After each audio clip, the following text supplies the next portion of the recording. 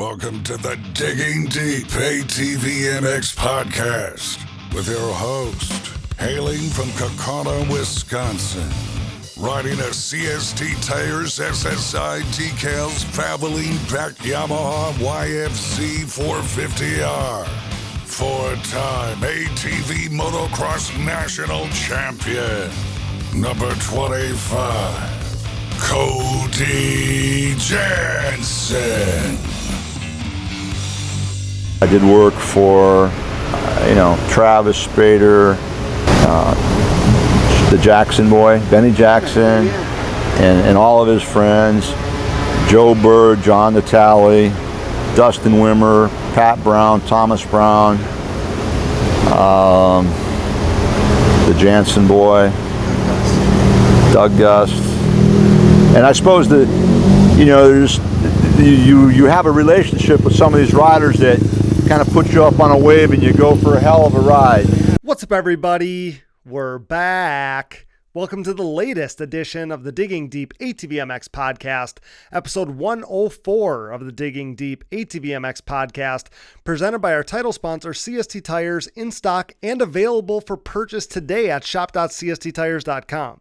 I'm your host, Cody Jansen, saying hello to our more than 199,000 monthly Digging Deep listeners in all 101 countries in which you are listening, and this is our highly anticipated episode featuring legendary engine builder from TC Racing Engines, Mr. Tom Carlson. Tom Carlson is a four-stroke specialist who is part of many firsts in ATV racing. He built engines for nearly every legend that you can think of, and you'll soon find out that this man will never run out of stories. In this, an episode as highly anticipated as any in recent memory, you'll hear stories that have never been told before, all the DRZ Hybrid talk that you could possibly want, plenty of three-wheeler talk, and more right here on the Digging Deep ATVMX Podcast.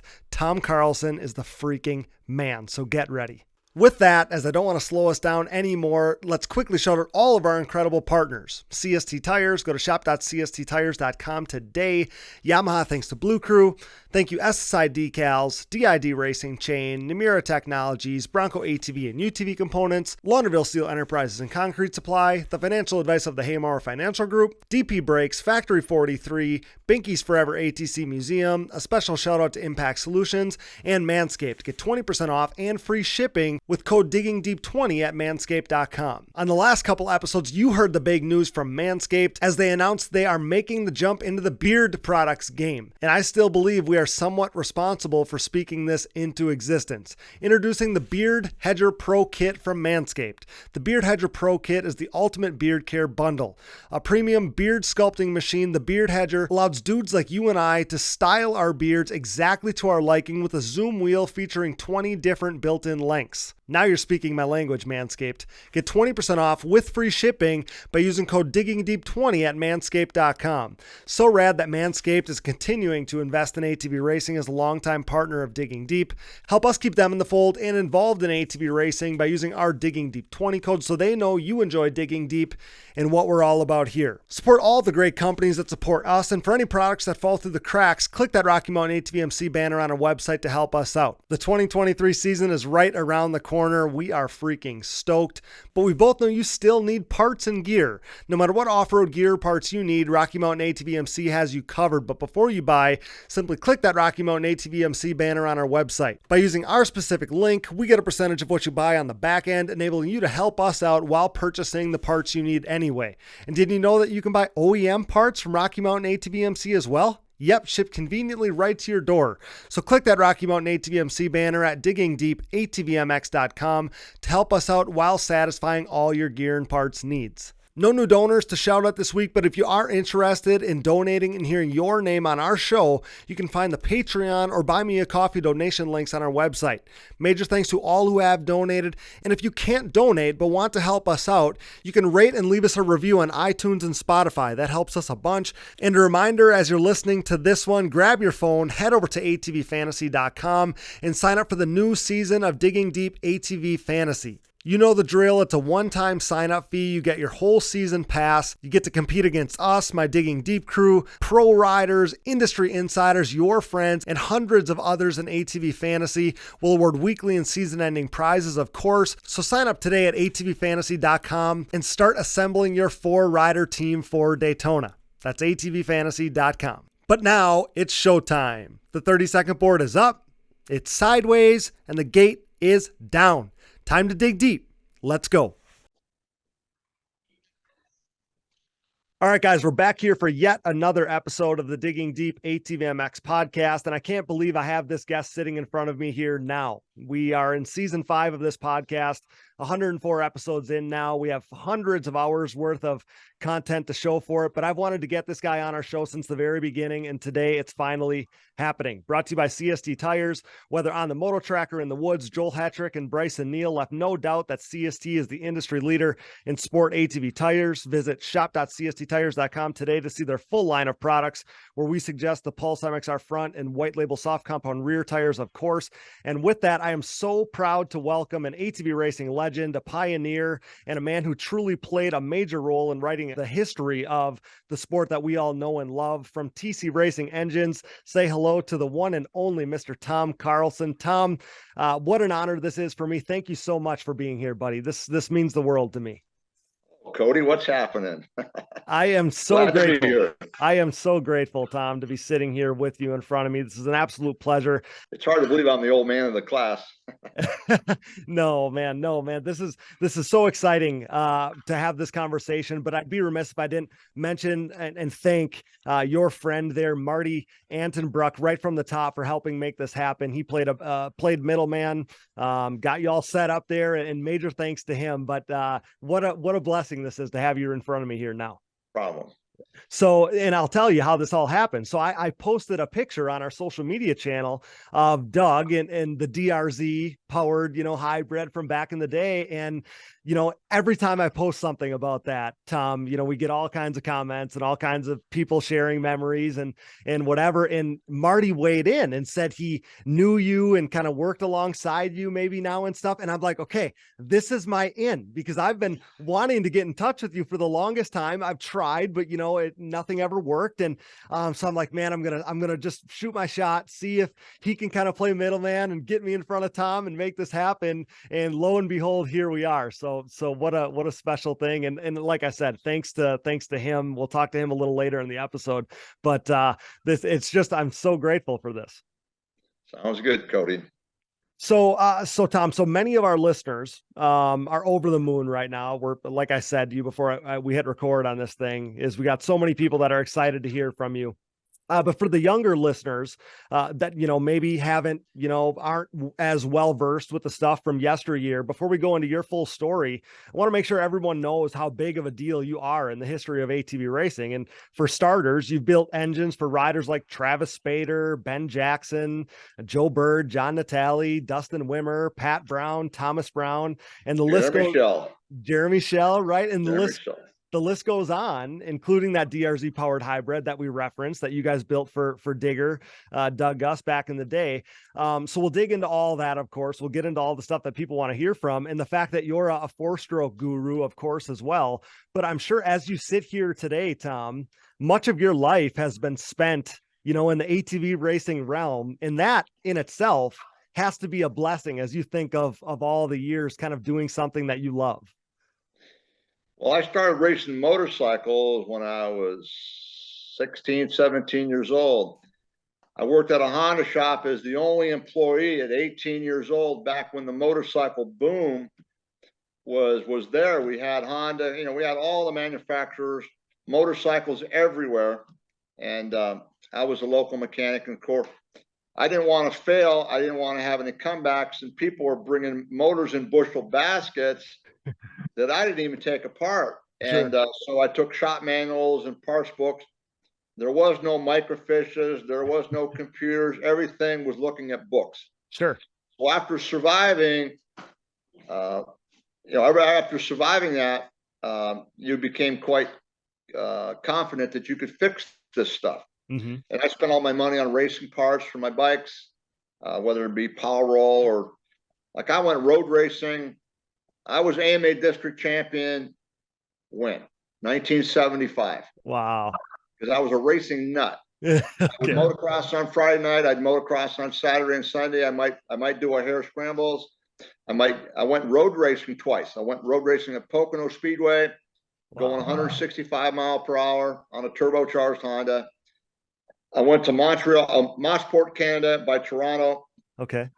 And I'm only 23 years old. Wow. So you've done a little of everything, Tom. I spent all my money on racing cars, trying to learn about what they're doing. So yeah, I was mechanically inclined to put things together so they don't blow up, but that was it. I had no real knowledge of.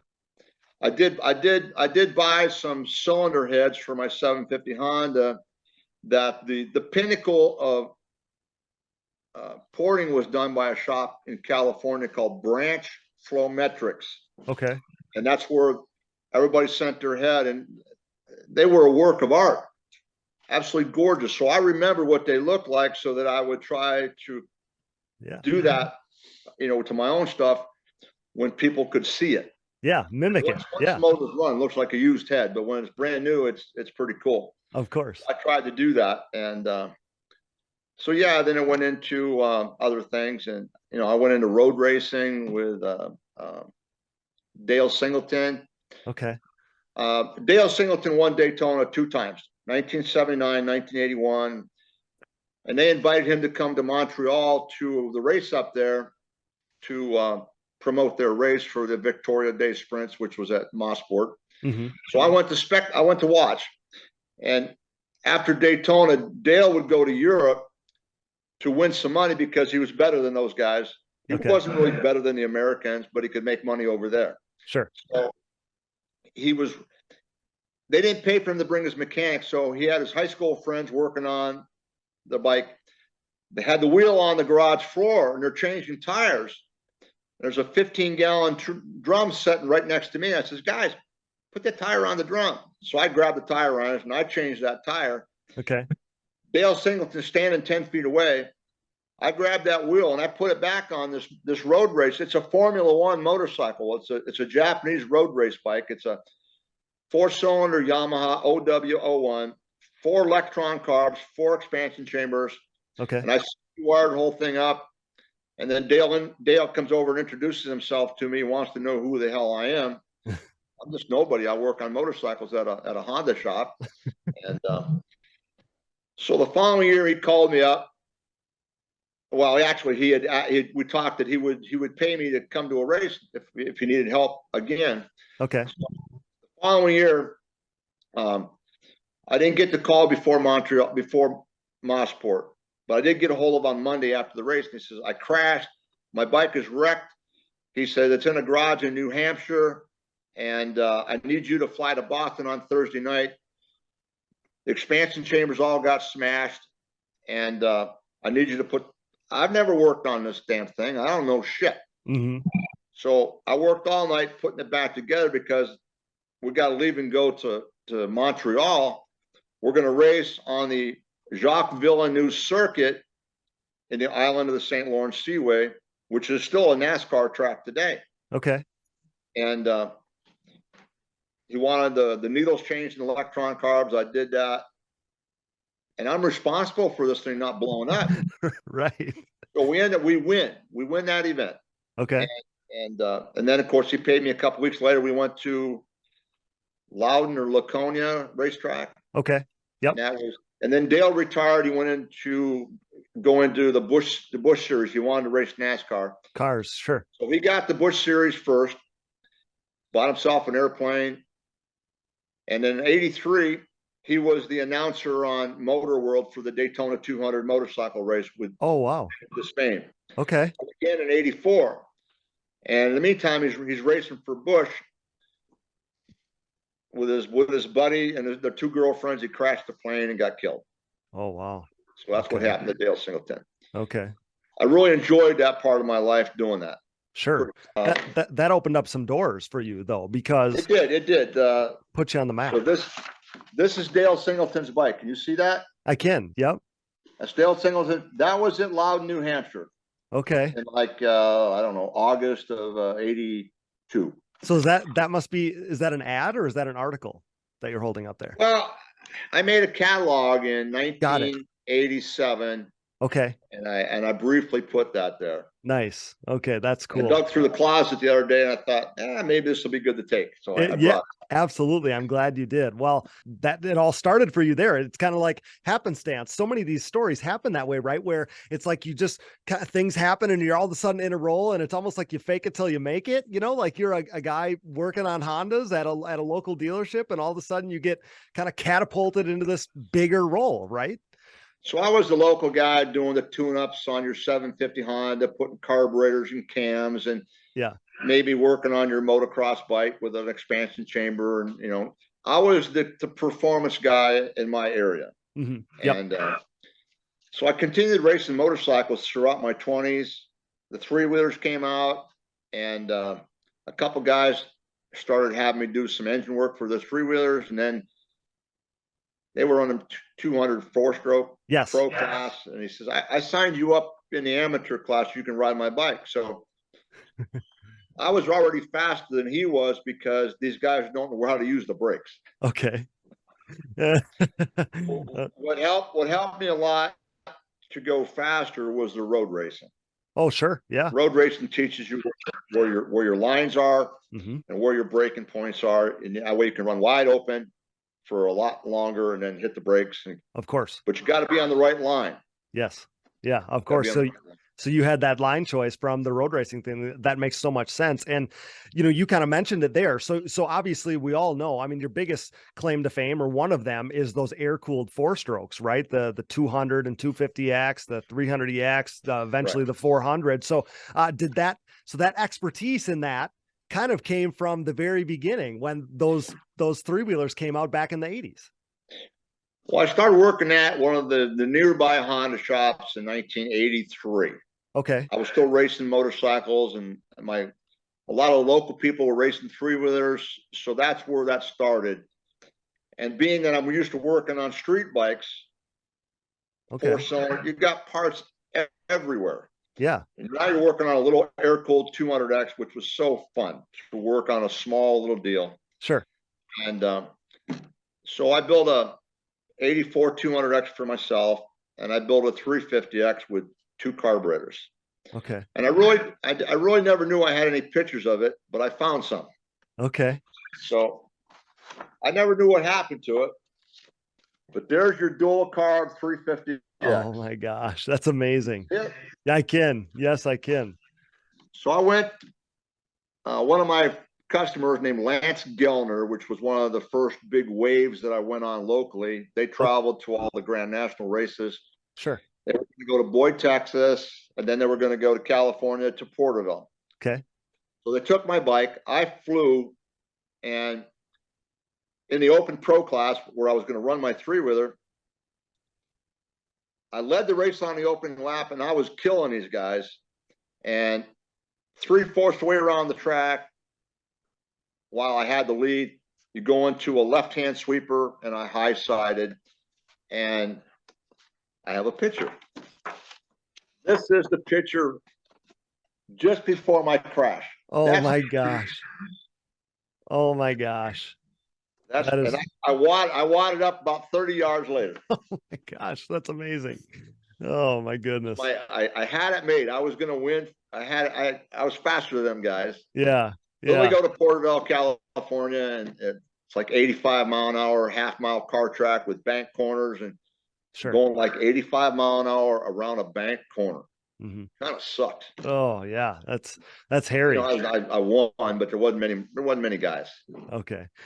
So at what point? So at that time, you're still racing. Was the racing a priority, or was the tuning a priority, or was it kind of a perfect balance of the two?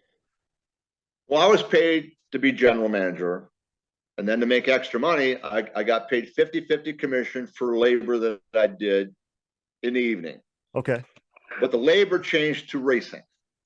Like I got paid 50% for all the labor, porting ahead, motor work. All the parts got sent, all the money for the profit of the parts went to the shop. So the shop had big interest in what I was doing. Of course. Because, everybody got paid. it basically paid my way to go to the races and come out of my pocket. Yeah. And it was great. All the customers could order their Honda parts from our shop, and gaskets and whatever. Yeah. So it's a big cohesive kind of relationship. Sure. So that makes perfect sense. So then, as I guess my next questions here, because I was thinking, okay, so you're racing these four stroke machines. I was trying to figure out how you cut your teeth with these things. It all started with the motorcycle motors that you were wrenching on at the local dealership, all those things. So then, so then from the very beginning, that made you a four-stroke kind of guy, a four-stroke expert, because today, obviously everything is four strokes. With breaking this down for the younger listener, I mean, back then, 4 decades ago, that was the minority. The four-stroke, at least in the ATV racing world, or three-wheelers and everything, it was somewhat of a minority. But at that time, it seemed like you still preferred them. Well, we had classes of two-stroke, we had classes of four-stroke. And of course, I was trying to be creative. I made the dual spark plug head for the 200X with big valves, which was kind of a big ad that kind of put me on the map of people sent me work from all over the country for that. Of course. For that head. Yeah. And so then I built myself a 200X. I started racing at Pine Lake with everybody, and the first race was 1984. I went there with my 200X. Okay. And I went there in 85 when the factories came. 1985 was the year that Team Honda came. A lot of us could ride three-wheelers good. Okay. Not just one or two of us, a lot of us. We could slide really good. And when Honda came, Stevie Wright and a couple of those riders would go down the straightaway at Pine Lake wide open. While it was wide open, they'd pitch that thing sideways. Okay. How the hell are they doing that? Because it was incredible to watch it done. They could blow by somebody on the outside as soon as someone chopped the throttle, and they'd go flying by. So when I came there in 1986, I had my heart set that I'm going to figure out how they did that. And your brain won't let you do it. Okay. It's kind of like when you're going to hit a double jump. You don't hit that jump wide open without chopping the throttle and then powering back on. Your brain won't let you do it. Of course. Well, wide open on one of those long straightaways, pitching it into the corner. So, I mean, yes.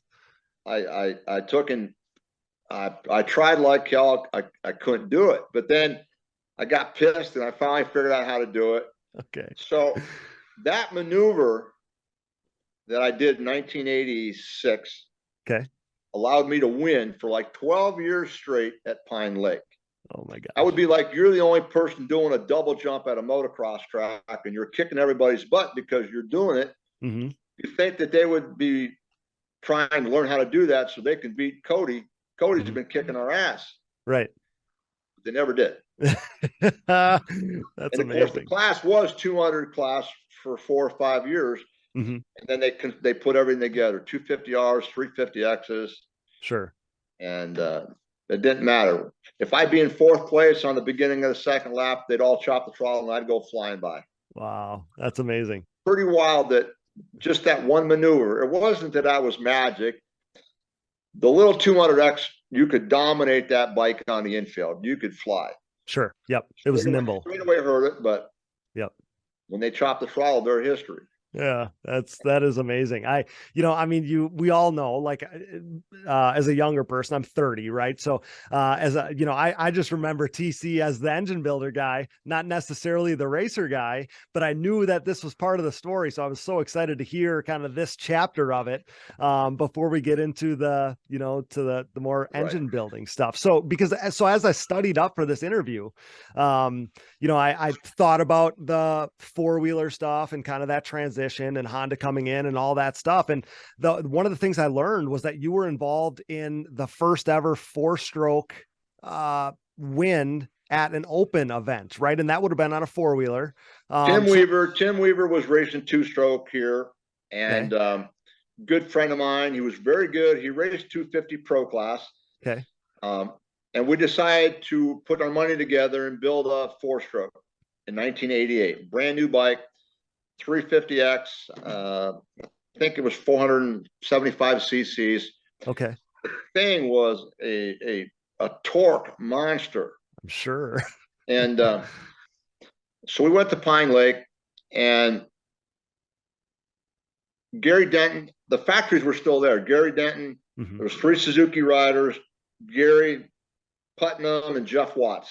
Okay. Along with Don Turk on a factory Yamaha. Gary had the fastest bike, 79 mile per hour on his 500 Suzuki and a 250R frame. Okay. And we were hitting like 74. And Tim would say, it doesn't matter. He said, I'm 2 seconds faster a lap than he is. Okay. Because the thing was like, brr. Yeah. It just, and, you know, and I have 2 dynamometers. I haven't used them in 30 years. Okay. Never used a dyno on that bike either. Because it was Seat of the pants. It was all you could ride. Okay. Yeah. And what did you say that was the first 4-stroke to ever win an open pro event was Tim. What did you say that engine was, Tom? A 350X. It was, you know, okay, even close to 500 cc's. Okay. And I built a couple, you know, other motors in that range. I built one for Mac Moore. I built one for some of his friends. Got bought and sold. And of course, today, I mean, you know what horsepower and torque 450 Hondas make. Yep. You know, 35, 36 foot-pounds of torque somewhere. And I used to do a lot of work for Dave from East Coast ATV. Yep. And of course, he dynoed a 525 cc 350X that I built for somebody. Okay. A kid named Homaker owned it and took it to Dave. Dave calls me up. He says, I got to tell you something. He says, I dynoed this bike. He said, it made 52 horsepower. He said, but what was unusable? It made 65 foot-pounds of torque. Oh my gosh. I have no proof of that, but that's what Dave said. It made 65 foot-pounds of torque. How could anybody ride that thing? So, you know, did Tim Weaver's bike make 65 foot-pounds of torque? It could have, because it was nasty. Hey, it made a lot. No matter what the number is, it made a lot. You know, it probably made in the high 50s. Yeah. With 60 pounds of torque. Jeez, that is unreal. I can't even imagine riding something like that. So there you go. That's crazy. Well, as the years clicked by, Tom, so TC Racing Engines becomes more and more prominent. Obviously, it becomes more of a prominent name in ATV racing as you go here. And at the top of the show here, I mentioned all the legendary names as we kind of become more modern, right? As you come to the more modern years that you worked with. And so, you know, one of the names that it started with, it seemed like, at least in the ATV motocross kind of realm or the GNC era, was the Spader family, right? And the eventual, you know, we know him as the 2000 GNC Pro Champion. Travis was the first spectacular rider that I got to work for. His dad, Ed Spader, we had a blast. Okay. Ed worked his butt off for that kid. He'd travel from New Jersey to my shop on a Friday night. We'd work all weekend. He'd go back home on Sunday. Okay. Of course, Travis was 12 years old. Okay. Of course, Travis won the 200cc championship and then went on to win many others. And yeah, Travis was really, really fun to work with. That would be my first major rider. Okay. And it was a great, you know, I worked for Travis for like 12 years. Okay. That's a long time. So, Travis wanted to go to college, so Ed was bringing his money closer to home and not spending so much money. And Izzy Burgard from Burgard Cycle kind of sponsored Travis for a couple years. And then I think that was 96 and 97. And then I think that was kind of the end of me and Travis. Got it. Okay. So I went down that list right at the top of the show. So Travis Spader, you just touched on there, Ben Jackson, Joe Bird, John Natale, Dustin Wimmer, Jeremy Schell, you mentioned, Pat Brown, Thomas Brown. I'd love to hear like what you remember from working with those guys, you know, any stories you have or whatever. So you touched on Spader a little bit. What about Ben Jackson? Tell me a little bit about him, working with him. Benny was a good kid. His dad was Sam Jackson. And yeah, Benny was really good. And this all evolved in like 1999, 2000, 2001. Okay. And Benny got to be in the pro class, and he won Mount Morris one year. Okay. 99 or 2000, he won. Okay. So yeah, he was successful too. Yes. Jeremy Shaw was a lot of fun. Mm-hmm. Yep. And he's one of the guys, when I think of TC, that he's very much linked with TC. I don't know why. The engine builders that I battled with obviously were Curtis. Curtis Sparks was my rival. I always thought Curtis was better than me. So I just made me work harder. And we had a conversation when they had the Legends in 2000, and Curtis would come to me and we talked for a couple hours, and he says, Tom, he says, you made me work my ass off. I says, no, Curtis, you made me work my ass off. Right. You were the best rider, which he was. Curtis was great. Yeah. That's amazing. That's amazing. And I think that's the ultimate respect, right? Today we have other great engine builders. We have Dan Lamy from DASA. Mm-hmm. We have D Manchak down in Texas at Rage. We got Mark Baldwin, Ohio. Mm-hmm. And it really wouldn't be until the 2005 or later years before those guys would become, in the pro class with some significance. Mm-hmm. Yeah. They're going to replace us. They're going to me, Curtis. I'm 70. Yeah, but it's one of those things, Tom. I tell people all the time, we never feel as old as we actually are. We're always a kid at heart. No. We're always a kid at heart. Well, TC's not going anywhere. And so what about Joe Bird? What do you remember about working with him? Well, Joe Bird was Doug Gust's friend. Yes, he was. And Joe Bird was trying to basically pick up any additional assistance that he could, get off of Doug, let's say. Mm-hmm. Yep. So, Joe's okay. Okay. What about Dustin Wimmer? Dustin's a good kid. Dustin was a good kid. He was a lot of fun to work for. He raced out of East Coast ATV. So would you have worked on for Dustin? Would it been on the 450s, or was it always on the smaller stuff with him? I worked on Dustin's 450 Honda. That's what I thought. Yeah, that's what I thought. Honda.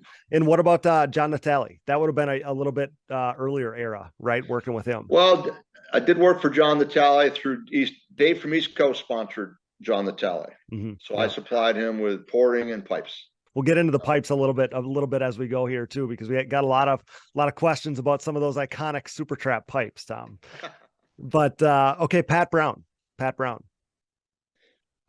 was I think Pat was from New Jersey. I think his dad was a sheriff, and Pat might be a sheriff now. He is. Yep, he is. Yeah, Pat was a good kid. He rode out of East Coast, out of Lost Creek Cycle. Mm-hmm. Yeah. Yep. And one of those guys that we've had all of these guys on the show, right? But Pat's one of those guys that stands out as such a really nice kid, and what a really nice guy. We come across so many great people in this sport. I feel like obviously you have a laundry list of great people that you've worked with over the years. So what, Thomas Brown, we're getting a little later era now. What about Thomas Brown? I think Kevin Muma put that together for me and him. Okay. Thomas Brown was from Texas. Yep. Really good young rider. And I think Kevin put him on a Yamaha that I built. So everything was basically motivated by Kevin. Mm-hmm. I didn't know Thomas Brown. Got it. But we did become friends because I probably did his work for 3 or 4 years. Mm-hmm. Yep. Got it. Yep.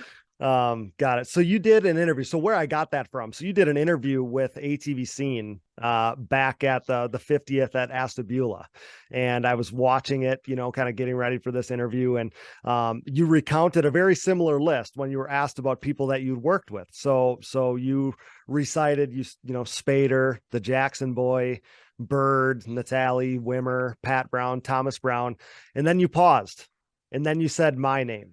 And you said the Jansen Boy, and Tom, my name probably doesn't belong, amongst those other legendary names in the sport there, right? But what a special thing that was for me, a special moment, to have my name be notable enough for you to mention. You have no idea. It brought a true tear to my eye. I'm not kidding when I say that I was notable enough to come to mind in that moment. So man, that was amazing. But that's where that list came from. That year that I did work for you, yeah, you guys were running the WPSA races. Mm-hmm. Yep, 2007. I was doing a 4-stroke in the two. You guys running 300 or 250s? 300. 300. Yep. So I was doing work for Wyatt Gann. Okay. That won the TT. TT. Yeah. I did work for Cole, the Medlin kid. Cole Medlin. He won the AMA. You won the WPSA. Yep. And the other kid ran the flat track, and I did all three of them. Yeah, I know you did. Yeah, you had the clean sweep there. And actually, I'm going to post some pictures, like you were showing me some stuff, some ads and whatever that you have. I have a box of about 100 ATV racing extras with your ad in it, with me in that ad, and that was so special. So Dad bought a case of them, right? But go ahead and say what you were going to say there. In 1995, I built all top 10 4-strokes in the 250 class. 4-stroke 250 Pro-Am, all top 10. Okay. Which is kind of hard to do and keep everybody happy. Yeah. It really is. And of course, and that worked out good because I told them what they could do, and it was always based on money or the kids' expertise. Mm-hmm. The kids' expertise or their suspension. It was never I didn't want anything to be my fault. Mm-hmm. Yep. Pretty hard to keep 10 bikes with no DNFs. Well, and keep everybody happy, like you said, because, so I was so proud to have that TC sticker on the side of my 300EX motor. Like you said, I won that title in 2007, but that year, so Jeffrey Rastrelli and I battled so hard, and we still chat about it to this day from time to time. And the cool part is we both ran your stuff. So basically, like in my mind, it was same machine from top to bottom. We had the same suspension. We had the same shocks. We had the same everything. And it was like, okay, let the best rider win kind of thing. And like I said, I was so damn proud to be a TC rider. You were so good to me. Those are some of the best memories that my family and I have. I have you to thank in part for that. But what I was going to say is, I think, between our two families, we always got along with Jeffrey and the Rastrellis. We, that was always such a great deal. But it was always like, man, I sure hope they don't have like a little bit extra that we don't have, so like you said, it was a balancing act, I'm sure, like to keep everybody happy, because there's always that doubt, like, does he have a little bit more than me kind of thing. Well, you always try to find more. You always do. Yeah. And I think so that year too, Neil McGrath had your stuff. I mean, there was multiple guys in there that were all TC. I mean, you had to have a TC motor. Like that's what you had to have. So that's funny. And there was a lot of years there. I remember the McGrath kids. Mm-hmm. And there was a lot of years, like I said, where, I mean, to be competitive on one of those machines, you had to have a TC Racing Engines motor. So that's fun memories to think back on. We'll get right back to the show, but now a word from our sponsors. And thank you for listening to these ads. Without these great companies, none of this would be possible. Show your support for the people who support us. We used to speak of a CST takeover, but now 2022 is the year of CST supremacy. CST's Pulse MXR tires are the choice of Joel Hetrick, Jeffrey Rastrelli, and Nick Janusa, meaning CST tire riders are in contention for Pro Class wins and a possible podium sweep every time they hit the racetrack. CST tires are also the official tire choice of the Digging Deep ATVMX podcast, but you already knew that. I, your host Cody Jansen, helped pioneer the CST takeover with Pulse MXR fronts and white label soft compound rears on my way to back-to-back national championships and a Pro Sport podium to cap off the 2021 season.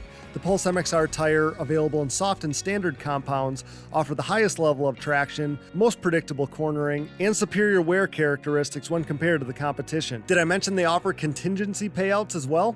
Visit shop.CST Tires to join the CST takeover today or prepare to be beat by someone who did. Joel Hetrick, Jeffrey Rastrelli, Nick Janusa, myself, and so many more believe and trust in CST Tires. Do you? You already know we're Team Blue Crew now more than ever here at the Digging Deep ATVMX Podcast.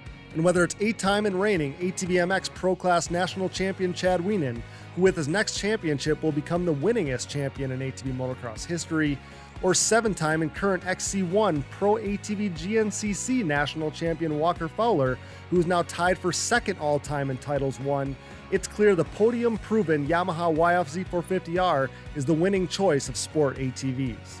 This continued and unprecedented success for the Yamaha YFZ450R, its unrivaled quality and performance, and the undisputable fact that Yamaha is the leading OEM supporter of ATV racing has resulted in an ever-growing Yamaha takeover within the sport quad market. Best yet, Yamaha's Blue Crew Racer Support Program is back and stronger than ever here in 2022, meaning Yamaha riders will once again cash in on payouts and prize opportunities, including a chance to win a brand new YFZ 450R. For more info, head over to YamahaBlueCrew.com, follow them at Yamaha Outdoors on social media, and check out Yamaha's full proven off-road lineup at YamahaOutdoors.com today. SSI Decals is a name synonymous with ATV racing, synonymous with big-time success, and absolutely synonymous with the best-looking decals around. An offshoot of their parent company that was established in 1947, SSI first took shape from owner Ian Harris's passion for ATVs. With what started as just making numbers and decals for riders like Chad Wienen, the company quickly took off, and today you couldn't imagine ATV motocross without SSI decals. The graphics maker and designer now supports all the top teams in ATV motocross, as well as teams and riders racing GNCC, Work Series, Pro Motocross and Supercross, Canadian Pro Motocross, short course off-road trucks, UTVs, snowcross, and, oh yeah, 6-time world champion top fuel drag racer Clay Milliken. No project is too big or too small for SSI decals, making your identity stick with championship level graphics. Head over to SSIDecals.com today and then maybe call the doctor because things are about to get sick. The Digging Deep ATVMX Podcast is brought to you in part by DID and their wide range of championship winning chains. From the street to the track and everywhere in between, DID chains are designed to give you the optimal riding experience with great performance and increased chain life. Consistent to the core, pick up your box of reliability today. DID, what drives you? We are proud to be partnered with Namura Technologies. Since 2001, Namura has led the charge in the ATV and side-by-side market, covering more applications than anyone else in the industry. Namura's advanced piston technology uses a NASA-exclusive aluminum alloy that helps to reduce expansion rates, allows for tighter tolerances, and leads to higher overall engine performance for your machine. For more information about Namura's wide offerings of pistons, rings, gaskets, industry-leading top-end repair kits, and recently added connecting rods, visit your local dealer or online at www.namura.com. Namura Technologies, your one-stop shop engine component supplier. We are pleased to be partnered with Bronco ATV and UTV Components.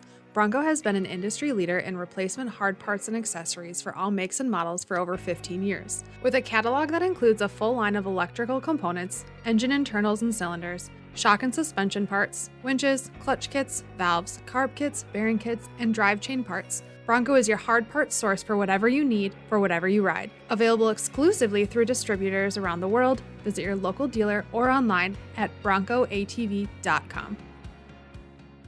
So one of the names that we haven't really mentioned yet is most likely the most notable of them all, Doug Gust. Doug Gust. This is the moment and topic that so many of our listeners want to hear and have been waiting for. But that DRZ, Tom, isn't necessarily where it started for you and Doug, right? Because I believe let's begin on how I got hooked up with Doug Gust. Please, yeah. Doug Gust had been riding for Nax, Darren Nacarado. Mm-hmm. Darren Nacarado had bone cancer. So, and of course, Doug Gust rode for Nax for 3-4 years, and of course, Darren died in 1998.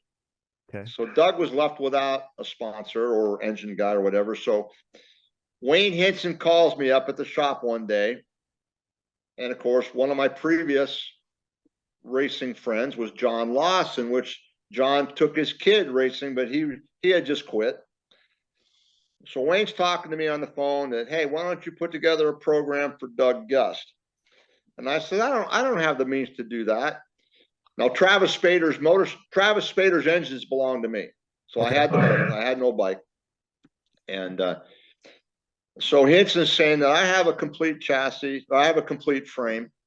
And he says, you've got the motors. And I said, well, I don't have no way to haul them. So John Lawson says, well, we'll use my trailer, and it'll be a great deal to work for Doug Gust. Okay. We both agreed that it would be fun. So, and then Hinson says, call Mark Lager and see if he'll build another bike. The TT bike belonged to Nax. Okay. Nax still had the TT bike that Doug raced. So we had the TT bike. We needed another practice bike for motocross. So Mark Lager and Doug Gust talked.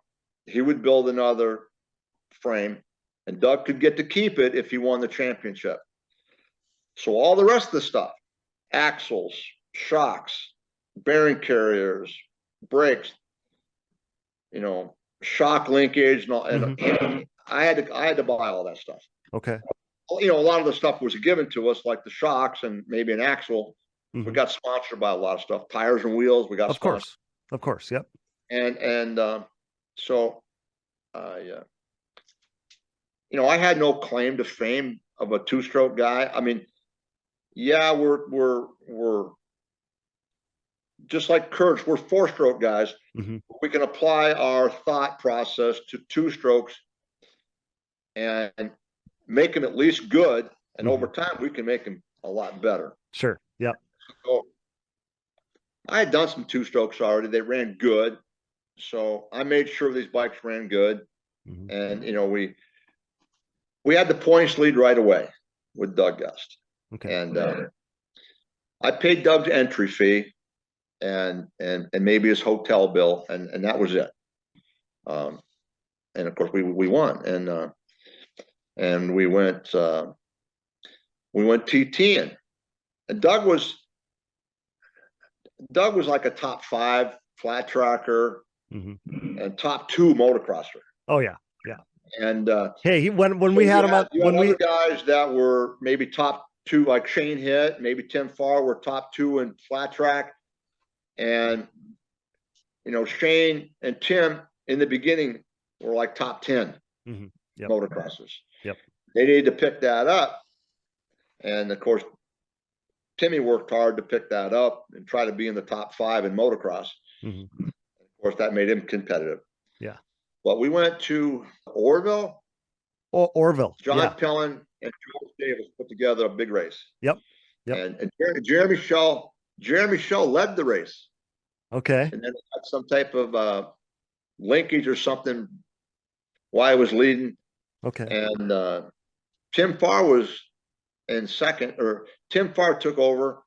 We were like third, and then Tim made a mistake in the corner and went off the track into the mud, and we won. Okay. That was like a $5,000 or $8,000 purse. Oh wow! So we won. The TT on the flat track. Yeah, and otherwise otherwise we were like top 5 most of the time. Right, and that wasn't Doug's claim to fame. We asked him on the show here. He's like, I just didn't really like those TTs that much. Oh, that's funny. But yeah, that's exactly what I was going to ask you. What, Tom, was that the DRZ wasn't where it started for you? That the relationship started actually with you building him a 2-stroke, and so that was 99. So he won that title in 99. Well, the unique thing that I did in 1999 is I maintained the appearance of the bikes in memory of Darren Nacarado. Oh yeah, completely. It wasn't Team TC Doug Gust. It was Nax Racing. Sure. I did that. Who else would do that? You're not gonna have anybody else not prioritize their shop and put a competitor's name on that bike. Of course. Yeah, of course. I didn't know that part of the story. Yep, that's true. So then Jim Nacarado was really thankful, and so he became wanting to be more part of our program, which we let him do that in 2000. Yep. But he actually was trying to take over the program as well, instead of leaving it to be me and John and Doug. Okay. So then at what point, that's another story. So then at what point did you decide to make the 4-stroke move? Because that was 2001, right? You had Doug Henry already do it on a motorcycle. Yes. We had Joe Bird and Tim Farr, and I think Corey Ellis already tried it. 1999. Tim Farr ran the Yamaha, I believe at Redbud against us, where he thought that maybe that might make a difference, but they gave up on it. Okay. So I thought an electric start bike would be the ticket. So that's why I went with the Suzuki, because it was electric start. So I built the DRZ, and of course I bought a brand new motorcycle to take the motor out, and then Mike Walsh built the chassis. I had to pay for that, but he built it right away. He built it like in a week. Okay. Oh, I wow. set the motor down, and then of course the motor was dry sump like a 400EX. Yes. It had an oil tank, and so we go to Etchakani, the first race of 2001. We bring both bikes. Okay. Doug practiced on the 2-stroke, and then he practiced on the 4-stroke and never got off of it. You liked it that much? We should race this thing, because if we could have a problem. We win the first moto, hands down. We won the first moto, and then the second moto, while we were winning, the return line to the oil tank got hot and it burst and started spraying oil on the motor. So we shut it down, and that was that. Yeah. So we went to London, Kentucky next, and we won. The first time that a 4-stroke won the 250 Pro class. Okay. Was at London. So then Hinson puts me in charge. Hinson makes the connection to have me talk to Pat Alexander, race team manager for Suzuki, to keep getting parts. Okay. So I'd call Pat to get gaskets and pistons. He sent me a complete motor, and the electric start stuff, Doug didn't want it anymore. I can start that bike. So we took all the electric start. We tried to make the bike lighter. Sure. We changed over to kickstart only. Okay. And then we did have, it was, the sport was still Grand National. We had motocross and we had TT. Yep. We changed it over to TT. Now the bike weighs like 330 pounds. Okay. You better hang on to your life. That bike was fast. Yeah. We go down to a racetrack in Georgia that was run by Donnie Banks. Okay. And of course, we won. We won motocross with it, and we won TT with it. Okay. Shane Hitt chased us, and we were constantly 50 feet to 100 feet ahead of him the whole race. Okay. He could gain maybe a bike length at the end of the straightaway by holding it wide open a little bit longer, but it didn't make a difference. The bike was so fast coming out of the corners that we stayed out front, 50 to 75 feet. Okay. Whole race. We would have won the championship more times with that bike. But when we go to our motocross events, which were our strong events, which we're going there to win. Yeah, of course. Yes. Doug got prepared to win, and you reach in that bucket and you pull out your clothespin number 18, and it's raining out. And of course, you go through the first corner in 18th place. You can't pass. By the end of the moto, you're 7th. You win the second moto, and you come home with a 3rd, 4th, or 5th in an event that you should have won. Yeah. And that happened 2 or 3 times. So we end up with like a number 2 for the year. Number 1. Yeah. Well, and I've had that happen so many times. So many listeners have had to have that happen so many times, right? Where you pull that big number pin. Nowadays, if they qualified, back then, we would have dominated. Yeah. Geez. That would have dominated. We would have never had. We would have had. Top 1, 2 finish in all the motocrosses. Yeah. Oh my gosh. Doug was an animal. Like I did work for Harold Goodman too. Okay. 1994, I did Harold's 4-stroke work and his 2-stroke work. Okay. Everything was done in the mail. Harold won every heat race and every main event on his 2-stroke. In 4-stroke, he finished 2nd in Pro-Am 4-stroke. Tom Miller beat him. Okay. Tom Miller. Yep. Which I did Tom's work. Okay. Oh, that's crazy. Later on, Tom Miller would advertise that he was trying to do some motor work of the 1995 or whatever, 1994 four-stroke champion. He didn't say he built the motor. He just said it's the home. Oh my gosh, that's funny. I didn't know that there was any Suzuki affiliation or help coming from Suzuki during that DRZ era, but there was a little affiliation. We got parts. Okay. When we went to that racetrack in Georgia when we won. Yes. We had a Japanese guy came looking for us that stayed with us because apparently the LTZ was already in production. So they wanted to come see this bike. So that would have been, April, May of 2001. Got it. Okay. And of course, the LTZ came out in like November of 2002. Yes. As of 2003. Yes. So the other thing that I didn't know necessarily was the reason you chose the DRZ was because it was electric start. Right. Okay. And so when you've switched over to it being kickstart, I mean, being such a big motor, that was never a problem. He could start it, no problem. Really? Yep. Okay. Yeah. Doug wanted it off. I can start that bike.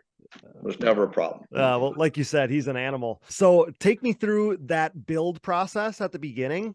Like, I know some other guys were dabbling in it. Like you said, Doug Henry had done it on the dirt bike side, but as you're creating that thing, and I know that Doug, when you got to that first race, he had a choice, but as you were building that thing, was there ever any thoughts that maybe this was a mistake or it wouldn't work or anything like that? Because it was a radical move. Like, nobody had perfected this 4-stroke thing until you and Doug did.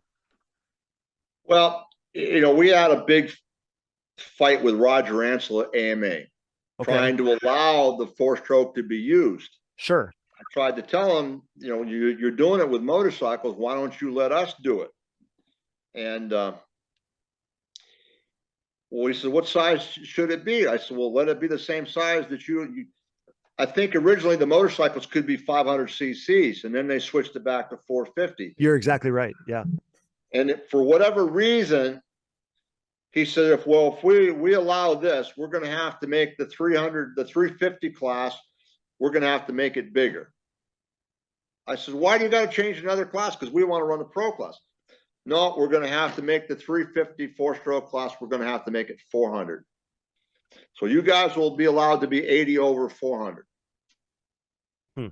So that was the choice, to make it 80 over. But at the same time, about a month later, they come out with that, what was it, Can-Am 440? Exactly, yep. So it all evolved together. So the 4-stroke class went from 250, which I was again making it. I said, make it 251 open. And then, of course, they made that 400, and now they made it 440. Right. So yeah, our motor was 440. Got it. Okay. Okay. And it stayed 440. It's never been 450. Got it. Okay. Well, that's crazy. And that led, I mean, with Doug, and you mentioned this already, but that led to more firsts because, you played a role in another first for the 4-stroke, with Doug becoming, obviously, like you said, the first to win a 250 pro event on a 4-stroke. And he basically, quote unquote, broke that record on both the TT and the moto side, like you said, which is kind of cool. Yes. Yeah. Which is kind of cool. The bike really ripped. I mean, did I ever dyno that bike? No, never did. Never did. Even that exhaust pipe that you and your dad bought for me one time, I built that by the seat of my pants. I did not. And of course, you guys dynoed it. It was like that and the Dasher were your best pipes. Yeah, you're exactly right.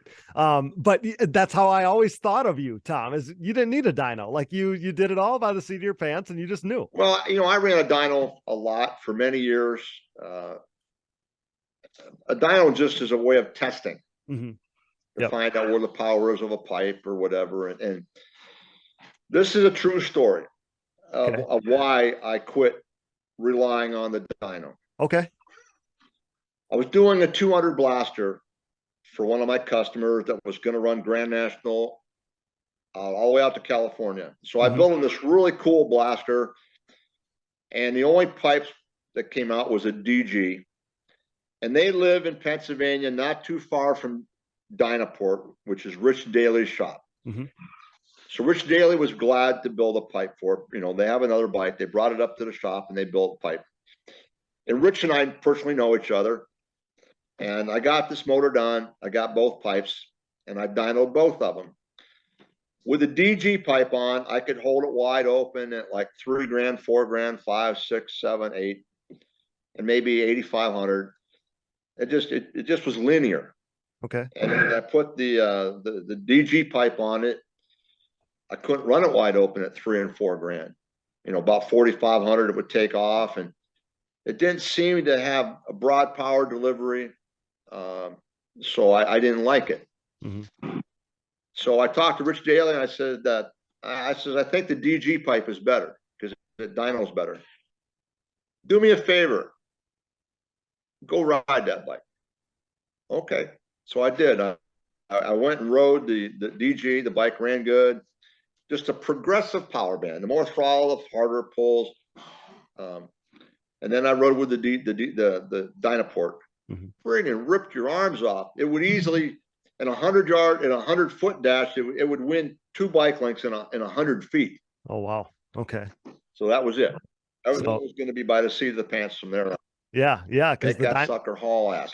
Well, the dyno doesn't tell it all, like you said. It's a numbers thing, but it doesn't necessarily tell you how it's going to feel. Well, everybody loves them numbers. They only worry about the number up on the top. Yeah, you're exactly. They don't worry about the horsepower on the bottom. Yeah, you're very right. I keep telling these guys with 450s, the one that makes 40 horsepower first is the one that's going to win. Mm-hmm. Yeah, that's a great way to look at it. And, we've talked to, Joel and some of these guys, and I know he's a littler guy, but he's kind of a perfect example of, he was telling his guys to make the thing slower, that he could ride it faster if the thing wasn't quite as fast. And in the motocross era, it doesn't need to rip your arms off fast necessarily. You'll have a lot faster exit of the corner if you can control it. Yeah, you're exactly right.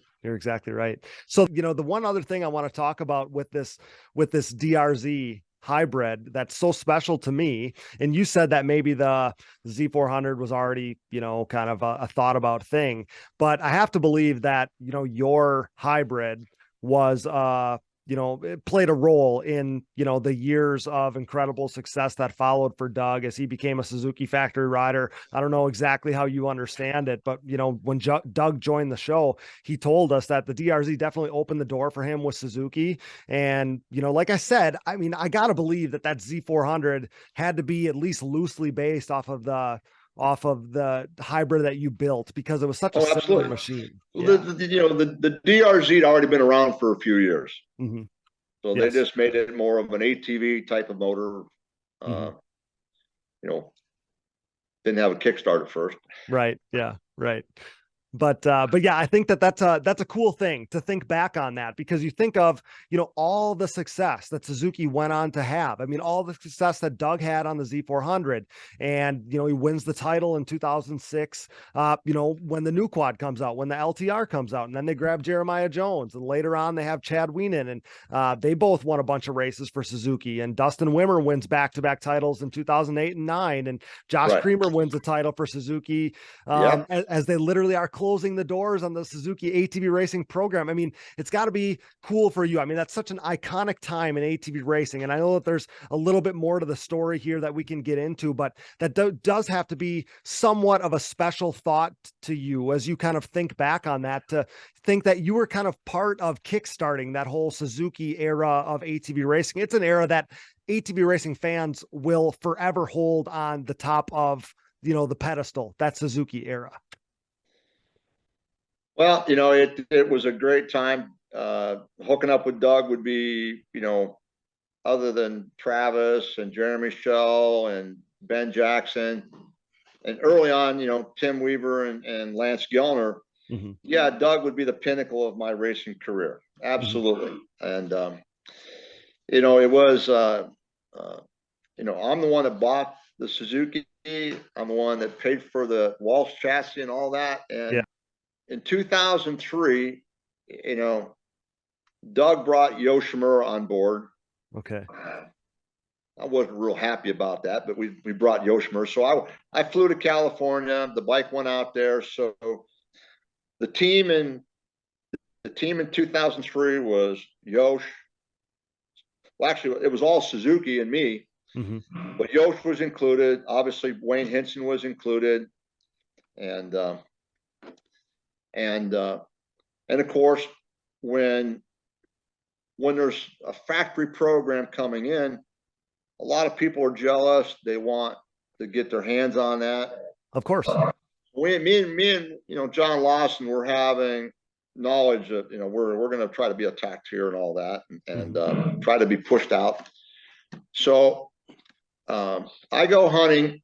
So anyway, that was the team: Pat Alexander, Brent Russell at Yosh, Wayne Hinson, and me. Okay. I go to Alaska after we win the championship against Timmy Farr, and I come back home, and Wayne Hinson calls me 1st of October, and says that, well, there's going to be a factory team. Doug's going to be the rider. John Lawson's going to be the driver. And unfortunately, he says, you're kind of a conflict of interest with Yosh, so you're not going to be part of the team. And I was like, well, I knew that could be a problem, but I hoped it would all work out. Mm-hmm. So that was what I was told. So that was a story that I explained during October, November, and December. So let's go back to the people that were involved: Pat Alexander, Brent, Wayne, and myself. Mm-hmm. And of course, Wayne calls me and tells me the story of what the problem is. So John Lawson goes to California to go pick up the new trailer and truck with Pat Alexander between Christmas and New Year's. And Pat Alexander wanted to know why I wanted to quit. What? Pat Alexander wanted to know why I quit. John Lawson says, Tom didn't quit. He was not allowed to be part of the team. So there's some funny business going on. You understand what I just said? Yes, I do. So I call Wayne up. I'm a little bit upset here. Of course. And Wayne says, you told me you wanted to quit. And I said, Wayne, why are you fibbing about this? And I said, bottom line is they created a narrative. Mm-hmm. I mean, Brent Russell probably wanted to have it be solely Yosh to get me out of the picture. The real problem was Wayne and I were pals. Yeah. Wayne and I were pals. Yeah. And he went along with that narrative, a false narrative, which he'll still promote that today. Okay. So we're not the best friends that we once were. Got it. That was my only opportunity that I started the Suzuki thing, which prospered into a national thing with Doug Gust and Suzuki. Yeah. And then these guys removed me. Yeah. Well, that would be a hot button topic. So this was, I wasn't sure I was going to tell that topic today, but I thought it would be a perfect time to do it. Yeah. So I thought, Tom, that there was more to the story, and that's why I said that. I knew that you were part of it at the beginning, and it was a narrative that apparently these guys wanted to make more money or control or whatever. Okay. It never should have happened because they could have kept everybody on board. Mm-hmm. They could have done whatever. I don't care if Yosh could have controlled the program. I had no desire to be race team manager. I just wanted to be doing my thing and allowing my expertise to be used. Exactly. Yeah. Period. Yeah. So, and it was so unfortunate because Wayne's been to my house, and obviously everybody he knows, he would have told the story that I quit. Yeah, that is a shame. That was not true. That was a narrative that was.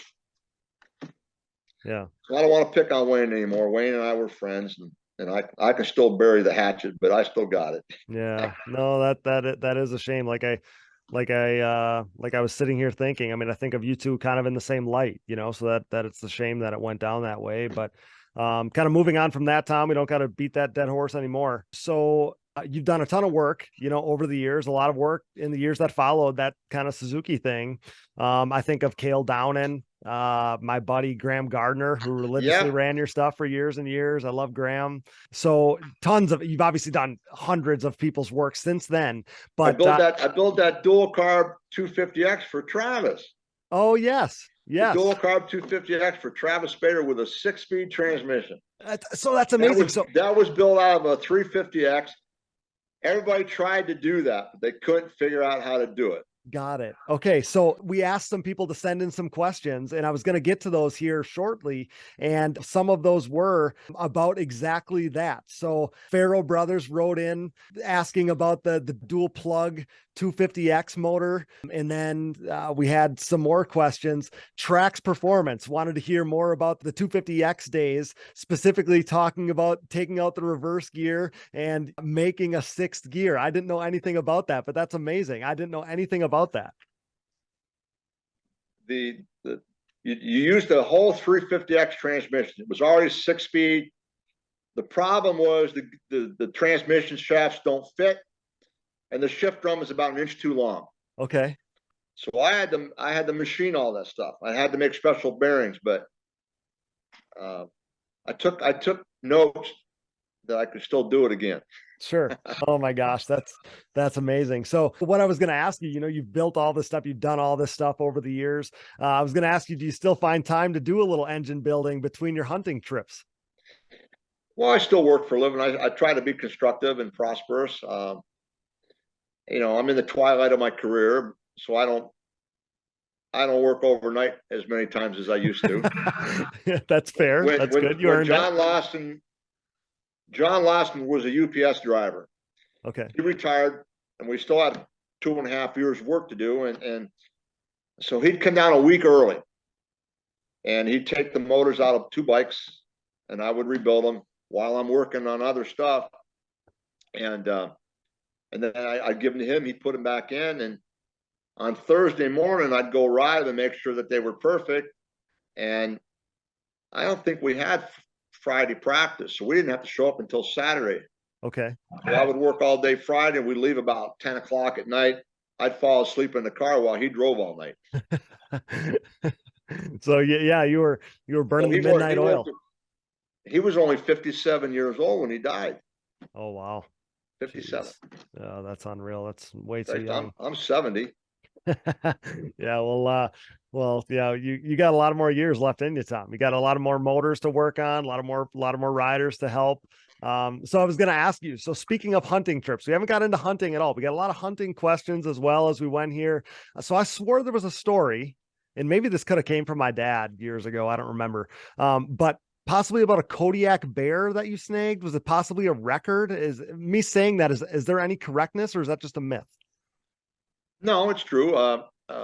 When I was young, going to grade school, one of the company presidents in our town went to Kodiak Island, and he brought a bear hide to school in the movie to grade school. I'm like in 5th grade. Okay. So that probably planted the seed for me to want to go. But, in the 1970s, it was like $2,000. Sure. A lot of money. Then by 1980, it was $8,000. And then by, 2001, it was like $15,000. And, it just keeps going up and up. And so, of course, yeah. In 2006, I decided to go. I booked the hunt 2 years, and it was, $18,000. And I already knew that this isn't going to be like shooting a deer where you got 15 deer hanging in your garage wall. Right. I only want to get one. I'll Right. go home empty-handed, and I'll just keep hunting. So, Yep. 2008, I went to Kodiak. The hunt I went to the Alaska Peninsula the first time, going towards Russia on that. Sure. Great hunt. I hunted 18 days, never shot my gun. I saw 42 bear. I did see one big one. Okay. And luck just didn't go right that day to be able to chase them. Okay. On Kodiak, I booked that hunt. That hunt was going to be like $24,000, which is now today it's like $38,000. Jeez. And yeah, I killed a Boone and Crockett. It's when you get something that's you get an award when you get one that's pretty decent. It's called the award book. Okay. Get a bigger one, you run what's called the all-time record book, and it's a permanent book. Okay. There might be 125 bear over 100 years that are on there that are made. It's the length of the skull and the width. Okay. Not the size of the bear. Sure. It's just like horns. Sure. Yep. And Boone and Crockett is 28 inches, length and width added together. Okay. Does not include the lower jaw, which has maybe this. Okay. Take the lower jaw off. It's just the skull. And, mine was 28 and a quarter. World's record is 30 and 12/16. Okay. It was 28 to make the all-time book. So yeah, your dad's got a true story there. Yeah. Oh, that's amazing. We had to get at least a little hunting talk in, Tom, because I know that's a big part of your life too, just like the ATV racing stuff is.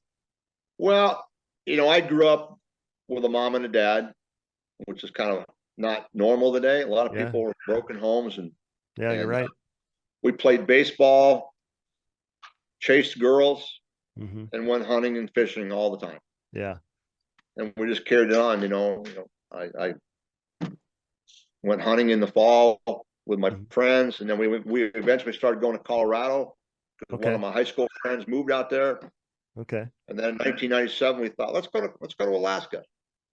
So everything was unguided. Sure. It was cheap to go. Mm-hmm. The only guided hunt that I did was the brown bear. Got it. That was life.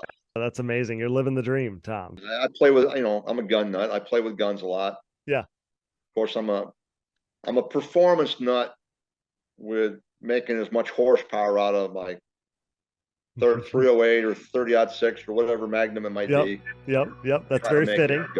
Yep, that's very fitting. We interrupt this program for a special news bulletin. The following message is brought to you by Manscaped.com.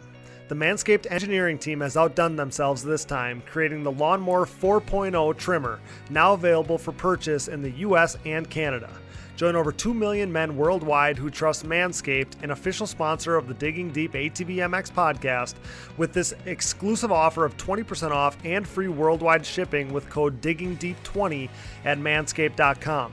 I'm one of the first people to try the new 4.0 and I am blown away. This thing is next level.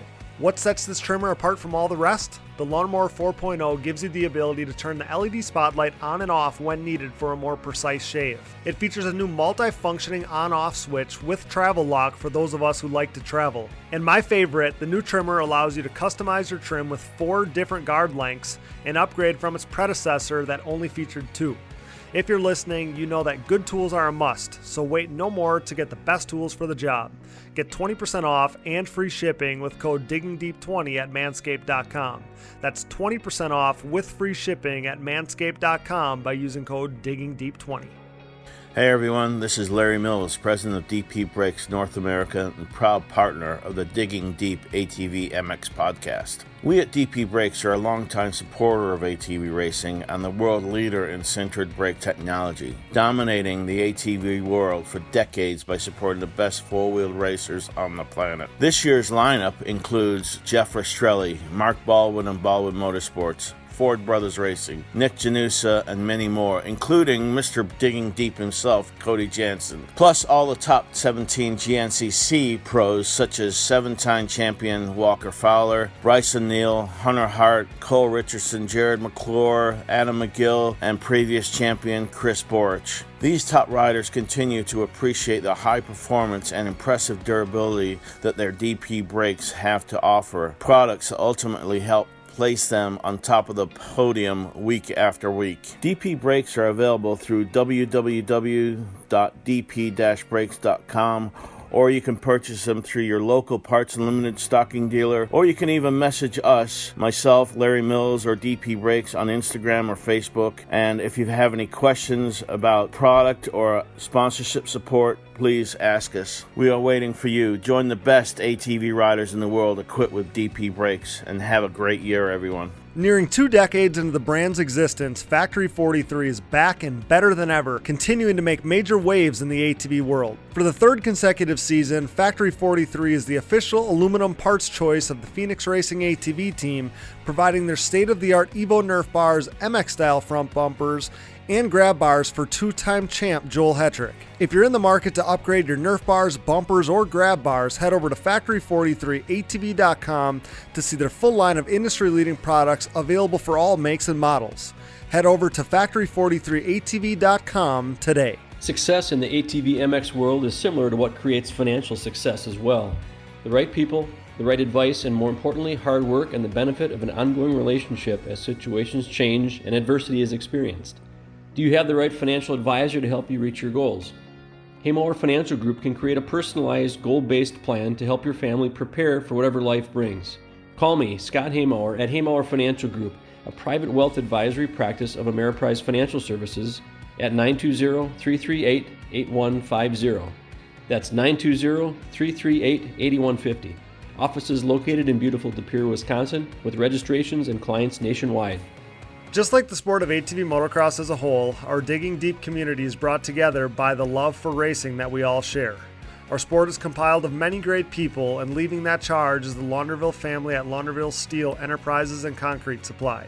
This racing-owned family business is a steel and concrete supplier serving the entire United States.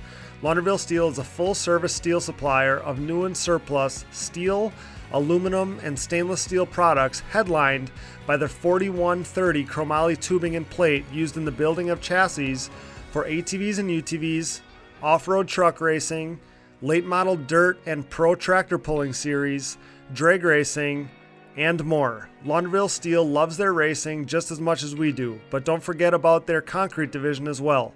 With over 25 years of experience, the Concrete Division can supply everything you need to complete your next business or personal project. Their central Midwest location enables LSE to easily serve customers across the United States. For a quote, additional info, answers to more of your questions, or to talk a little racing, head over to laundervillesteel.com or give them a call today. We are proud to be partnered with yet another racer-owned company. Thank you, Launderville Steel Enterprises and Concrete Supply. Here at Digging Deep, we have an obvious passion for ATVs and pridefully enjoy sharing the sport's history. Since 2019, when the podcast was born, we've been working to partner with individuals who share our passion, but one man and his vision had been missing from our partnership group. Until now. When it comes to the sport's history, the hallowed grounds of Binky's Forever ATC Museum has it all. Binky Tapscott's mind-blowing collection of 3- and 4-wheelers has preserved history by spanning all makes and models, from Honda 3-wheelers in chronological order to unique builds that shaped ATV racing as we know it, like Doug Gust's iconic DRZ-powered hybrid thumper and everything in between. There's no denying Binky's passion, a passion that we certainly relate to here at Digging Deep. Binky's goal is to share his amazing collection with fellow enthusiasts by making his prized possessions accessible to the public via scheduled visits. Follow Forever ATC Museum on Facebook and watch foreveratc.com for further updates on possibly getting a chance to see Binky's Forever ATC Museum for yourself. We are proud to welcome Binky's Forever ATC Museum to the Digging Deep family. Thanks for listening, and remember to support our partners. Now back to the show. Well, I referenced some of the array of questions that we got from our listeners. I'm just going to sprinkle in a couple of them here. There's a lot that we already got to as the story unfolded. But Kevin Taylor wrote to us for some funny conversation. Asked TC about electro clean being sprayed where it doesn't need to be sprayed. Well, over the years, we'd have all different kinds of contact cleaner and brake clean. And you see someone's crack of their ass, and we'd just spray it down the crack of their ass. Some of it really burns. Oh my gosh. The electric clean really burns. You'll be looking for the garden hose. Oh my gosh, that's funny. I didn't know that's where that was going. That's funny stuff. Yeah. Painful. Oh my goodness. Okay, so Sean Ridgway asked us, he said, ask Tom about how he used to back his 86 250X into turn 1 at Pine Lake before the turn even started. That's the move that you talked about. Yes. Yeah, that's amazing. When I go to Pine Lake, I go watch the 3-wheeler, Sean Ridgway, and I tell him, I said, you guys are a bunch of pussies. Because I show him pictures of how it's done. Yeah, that is hilarious. You guys run like a bunch of pussies. I love that. Adam Campbell, he asked you to estimate how many 250X and 350X motors you've worked on in your life. A lot. I was going to say, how can you even guess? I used to do 200X heads a day. Okay. Jeez. Back to 200X. I do 2 a day. And of course I made them. You're only talking two ports, and you can get to both ports. Yeah. And I made them look like a work of art, and I would do 2 a day. Wow. Oh, that's amazing. 250Xs, a lot more work. 350Xs were a serious amount of work for a 350X. Okay. The ports are like this little things. Mm-hmm. Yeah, right. Like your pinky finger. But still, I've done a lot of 450 stuff. A lot of 450 numbers. Yeah. I can't imagine you could even come up with a number, Tom. It's way too big. Everybody's doing the CNC porting today, which some of them are very nicely done. But they all cut the guide off. Okay. They all remove the guide, and which you can obtain pretty good peak flow by doing that. It's hard to maintain peak flow and leave the guide. You're going to have to work pretty hard to streamline that guide. But if you leave the guide in it, it'll have more flow at the lower lifts, like 100, 150, 200 thousandths lift. It'll have more flow. Okay. It will. Got it. So do you look at the CNC stuff like it's a little cookie cutter, or how do you view the CNC stuff? Well, the CNCs are all done with, with a computer program. Right. That, obviously they've copied heads that have been ported by previous people, and of course with a 450 you got to be pretty careful. You'll accidentally find where the water jacket is, cut a hole in the head. Okay. And then the head's basically ruined. Got it. Okay. I've heard horror stories like that, but you can't see it. You don't know where it is until you cut a hole through it. Got it. It was one of those things. The reason why I asked is because I've always thought, obviously, like you said, there's tons of awesome videos and a lot of, nice CNC stuff out there. But you just don't get that last personal touch. That's why I thought, to me, I've always kind of thought of it as a little bit of a cookie cutter deal. That's all. Well, I suppose you can do a CNC ported head and, I don't know what it takes, maybe an hour. If you do it by hand and do a spectacular job, you're going to have 15 hours. Exactly. Yeah. 15 hours. Yeah. It's just a little bit of apples to oranges there, I guess. But yeah, like I said, I had a whole page worth of questions here, and we hammered out most of them as you were telling your story. So let's wrap up with this. I'll give you 2 questions of my own. Maybe you got something for them, maybe you don't. The first one being, what is your best Doug Gust story that you might have not told yet? Oh, I'm sure there's one, but let me think here. Okay. You should have told me that before. I could have thought about it. Well, let me ask the other question first, and then you can maybe come up with something to think as you go. My other question was your favorite ATV racing memory in totality. Do you have one that stands out there? Oh boy. It's hard to take 40 years of racing and try to come up with one magic moment in 5 minutes. I understand. No, I understand. That's a booby trap. I don't know. Doug Gust, man. I was going to bring it today too. I still have 2 full champagne bottles of winning the 1999 title. Okay. And another win and something else. I'm waiting for me and Doug to drink that champagne. Oh, wow. That's awesome. Wow. That's awesome. I had somebody write in that saw Doug at the Supercross race last night in Tampa. And I talked to him yesterday. He said he was going to go. Really? Okay. I talked to him yesterday. He said that his wife Tina bought him a ticket to go to the Supercross. Oh my goodness. That's awesome. Yeah. This person was saying that they were celebrating this conversation with you. Looking forward to hearing it here on our show by talking to Doug about it yesterday. Yep, I did. Yeah, that's amazing. That's awesome. Well, Tom, this has been amazing. This has been so much fun. I can't thank you enough for your time. Before we sign off, let's get Marty in here. All right, Marty, get your ass over here. Talk a little bit. So yeah. Marty Antenbrook joins us now, and Marty, so at the top, I said, that this couldn't have happened without you. So I can't thank you enough. You played middleman here. You helped make this happen. You facilitated it for me, which I appreciate so much. But you actually, there's some of the story here that, you kind of play a role in, because you're actually still running some of these TC tuned DRZ hybrids to this day. Your son's the rider. Tom's working on the engines. You're doing some of the chassis stuff. So tell me about that a little bit. So a couple of years ago, a buddy of mine,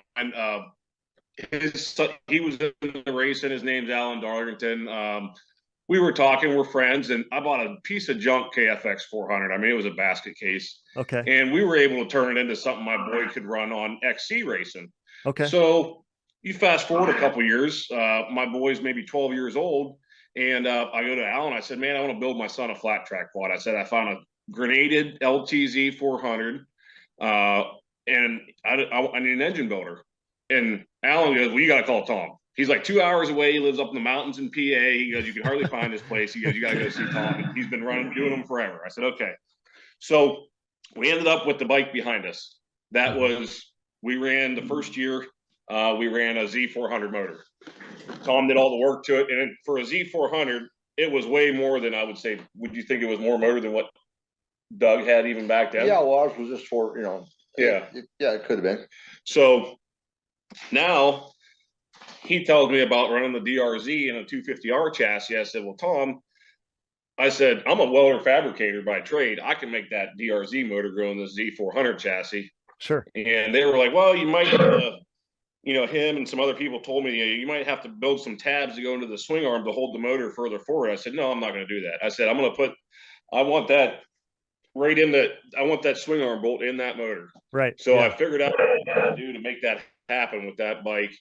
My buddy Al, he did the swing arm, took a factory Honda swing arm, 05, shortened it up to the measurement for my boy and his weight. And, talking with Tom and Al, we got it perfect. And being the chassis set for my son, I can't ride the thing. I can't hold the front end down on the thing. You get a guy 200 pounds on it, you can lay it on the front of that hood and it still won't hold the front end down. Oh, so this quad here is somewhere 300-pound range. Wow. And I don't know as far as horsepower. I mean, like Tom always says, anybody can make 60 horse at 11,000 RPM. But, we went for a really torquey motor and that's what we got. And so that's how I met Tom. And when I seen that online, I said, well, I know you don't have a cell phone, a computer, or nothing to mess with. So I said, let me help this guy out and, get him in touch. Yeah. I borrowed my wife's cell phone to come here today. Oh my gosh, that's amazing. Well, like I said, I mean, what an awesome thing, what an awesome story. And so tell me, like, is it competitive? It's obviously competitive against today's modern stuff. So tell me about that a little bit. So, I mean, I don't see any reason. I mean, I think we're making 450 horsepower all day out of that thing. And yeah, it's just difference in riders, all it is now. Yeah, I mean, that bike, if you put a pro rider on that bike versus another pro rider on a Honda or Yamaha, they're going to ride with each other. Really? All you would have to do, if a pro rider contacted me today and said, I want to ride that thing at Pine Lake, I'd swap the swing arm for him and he can get on it and run with some of the best. Wow. And there's horsepower has been the same for what, 20 years? Yep. I built my nephew, Michael Maselli, an LTR. So I want to build like Doug Gust bike. Okay. So, and of course, the first couple of years it had the fuel injection. So then we put a carburetor on it. And it runs great. If it didn't weigh 430 pounds, it'd be an animal. It still is, but if it weighed 400 or if it weighed 330 pounds, it'd be unstoppable. All you could ride. Yeah. Wow. That's amazing. And I can't imagine the reactions that you guys probably get from people. The thing is gorgeous. We'll post some pictures. I can't imagine the reactions you get because, it kind of speaks to the iconic nature of the DRZ LTR hybrid type thing, that it's stood the test of time. Yeah. When we were talking about Lance Gellner. Yes.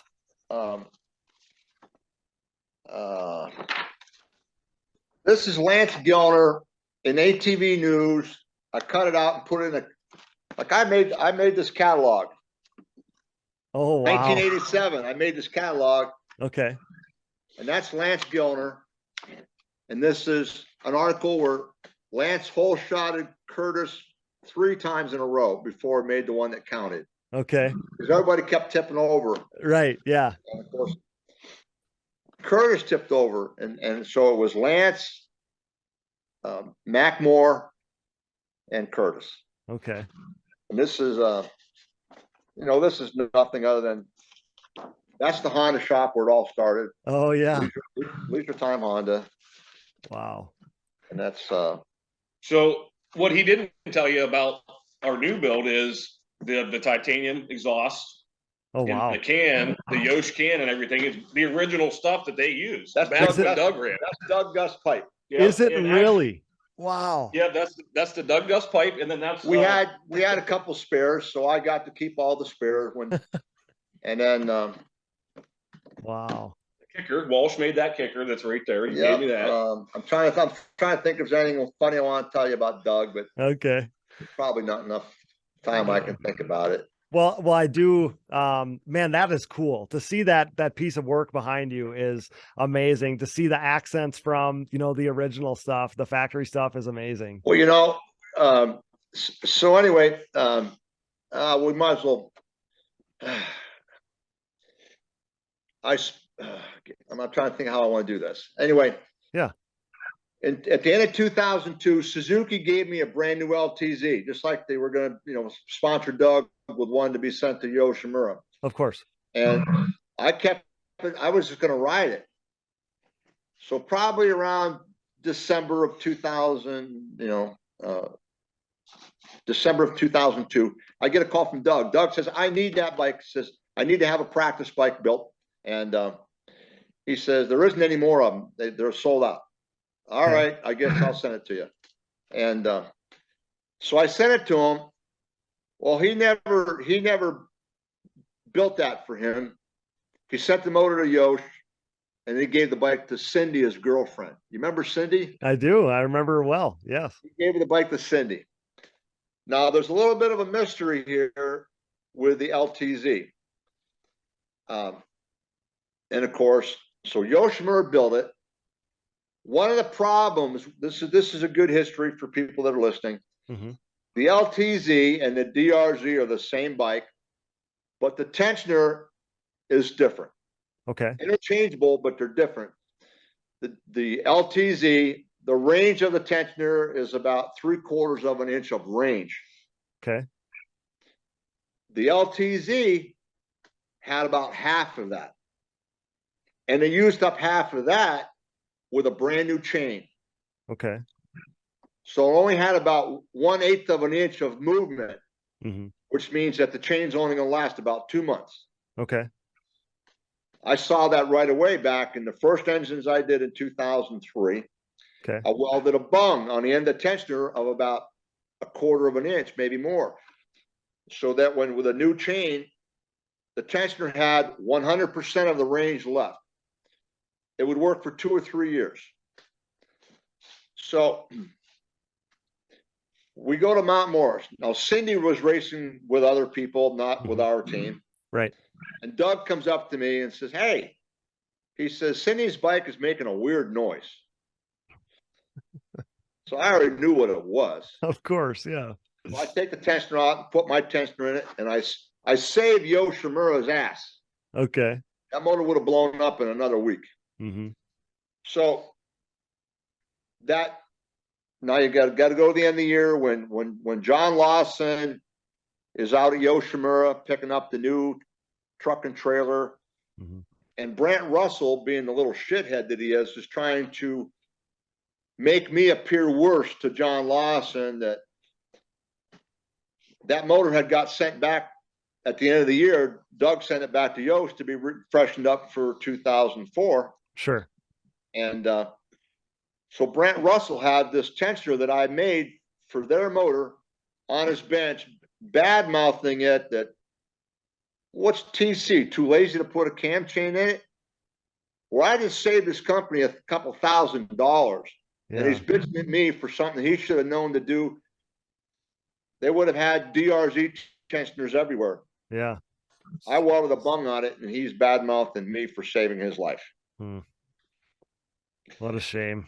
Yeah. What a shame. Is that a good story? It is. That's a good story. Yeah, that's another true story that I was mad that he's bad mouthing me for saving his company a couple $1,000. Oh, for sure. I mean, like we said with the whole Suzuki thing, you kind of got cut out of it, and that's a shame. It didn't have to go down that way. And of course, I would have all kinds of people calling me what I'm using for a cam chain because they can't keep a cam chain in their LTZs. Of course. Yes. Including Tom Miller, he would call me up. I said, I'm just using stock. My mouth shut, you know. Of course. I can't That's your believe these secret. guys didn't pick this up. Yeah, that's your secret. Oh, that's funny. Well, I mean, you guys, I can't thank you enough for this. So there was a time a few years ago that, you know, I didn't think that this was ever going to happen. Like I said, that this was at the top of my list. But I thought that this wasn't going to happen. You know, Tom, you had a really scary incident there that sent you to the hospital for a while. And man, I was scared to death that this was never going to happen. Tell me a little bit about that before we get out of here. All right. Well, you're talking about Binky Tapscott. Binky Tapscott took his kids racing, and then his kid got hurt at home, got a concussion, and yep. The doctor told, you know, the kid can't go racing anymore. So everything kind of stopped. And so Binky got in his head, he wanted to have a collection of 3 and 4 wheelers. So he's letting Jody Bateman at JB refurbish all these bikes in 200X, and they're cool as shit. Mm-hmm. So I get a call from Binky. He says, Tom, I'm going to come see you. So he brings me a 350X motor. And he says, Tom, I want you to build this motor for me like American Honda is going to go racing again. And I don't care what it costs. Okay. I have never had that kind of comment. I don't care what it costs. Right. And he says, I want my motor gold like you did for Travis Spader one time. And Binky's the best, by the way. He's the coolest guy. Oh, yes. So anyway, he takes the chassis out to Jody at JB. His instructions would have been the same as mine. I don't want this thing to be 1985. I don't want this thing to be 2018, 2019 with the best of everything. Mm-hmm. Yep. And of course, I got to build an exhaust system for this thing that looks like American Honda. Right. How am I going to do that? So I spent like $2,000 in material to build this pipe. Okay. I get it all done. And of course, I got the motor done. Binky picked it up, took it out to Jody's, and then they put it in up there, brought it back to me to build the pipe. Okay. So now we're talking June of 2018. Yep. And the bike's all done. I mean, this thing is gorgeous. You don't dare touch it. Okay. Obviously, the carburetor that's on it, air tube and all that, I haven't started because I gotta get it started and set the idle mixture and all that. And so Brad Fiesler, one of my customers, comes down, drops off his kid's 4-stroke, and he's noticing the bike. He says, I knew that was here. Did you fire it up yet? And I says, no, it's ready to run, but I haven't. Well, I'm not doing nothing the rest of the day, so I'll help you. You want me to kick it? I says, go ahead. So he kicked it like 10, 12 times. I says, stop. Can't scratch this bike. Well, I got a tow strap in the truck. I says, well, go get it. We'll pull it with my lawnmower. Oh, boy. So I remember all this. We put the tow strap on it, tie it to the front forks, hook it to my lawnmower, and that's about as far as I remember. According to Brad, he says the bike started right up. I'm on the 3-wheeler. And of course, I always go riding with no helmet because I want to listen to what's going on. Okay. And Brad's taking it off of the lawnmower. I said, just roll it up. I'll sit on it. So I sit on it and I go down the road. Mm-hmm. I don't come back. And Brad comes looking for me. He sees me laying in the road dead with a big river of blood coming out of my head. And of course, he thinks I'm dead. Yeah. There's no cell phone service. I'm only a mile away. Sure. And he comes back home, calls my wife, tells her something really bad's happened to Tom. Call the 911. And UPS is out front and traveling down the road. So while Brad's waiting for my wife, he asked the driver to go down and keep a check on me so someone doesn't run me over. Sure. And then my wife goes the wrong way. So Brad comes back down. He sees me trying to get up. I'm a bloody mess. Sure. I can't hardly walk. And they load me up in Brad's pickup truck, load the 3-wheeler up, and come back to the shop. My wife is there, and then they call the paramedics, and they LifeStar me to Erie. They put me on life support for, I don't know, 4 or 5 days. Yeah. And then they sent me to Pittsburgh. So, and then of course, no one told. I said, "What I crashed on?" He said, "We crashed on an ATV. You had a stroke and you crashed." I says, "I didn't have no friggin' stroke," and like I don't remember nothing. Mm-hmm. So and then Brad finally says, "Oh, you crashed on Binky's 350X." I'm like, "You got to be kidding!" Oh no. That special bike. Yeah. Now, something hit me in the head, ripped all the flesh off my head. I had 16 staples putting this chunk of meat back on. Oh boy. And in the center of it, something busted my skull. A circular fracture. And of course, I had a peace sign in the middle of that circle where it must have buckled my skull. Sure. Yep. Luckily for me, that was probably the leak that saved me from getting, my brain pressured up. Understand. Yeah. Yep. So then I broke 7 ribs. 4 of them were broken off the top and bottom of your rib cage completely. Okay. Jeez. Having said that, my road is tar and chip. I had no road rash on my hands, my knees, nothing. And of course, my wife said I broke my collarbone also. And I'm moving my shoulder up and down. Well, obviously, I didn't know which collar I broke. Mm-hmm. Yep. So I go home and I run to the garage and I look at the 3-wheeler. The 3-wheeler's perfect. It's not torn. And then I look at the handlebars and I see the toe strap over the handlebars going down to the left foot peg and it's hooked. And I look at it, I pull it out. I've only got like 1/3 of the toe strap. So I already knew what happened. Yeah. Looking up at the handlebars, your front brake cover, that little, Mm-hmm. Yep. It looked like the 3-wheeler went like that, come down upside down, and it landed right there. Okay. It foobarred that cover. Mm-hmm. That cover is what hit me in the head, ripped my skull open. Oh my goodness. The thumb throttle was down underneath the handlebar, and it hit the gas tank twice. And of course, you would first think the thing landed on my head. Well, that's not possible because it would have drove my face into the pavement. Right. Yep. So apparently when I'm probably going 60, 70 mile per hour.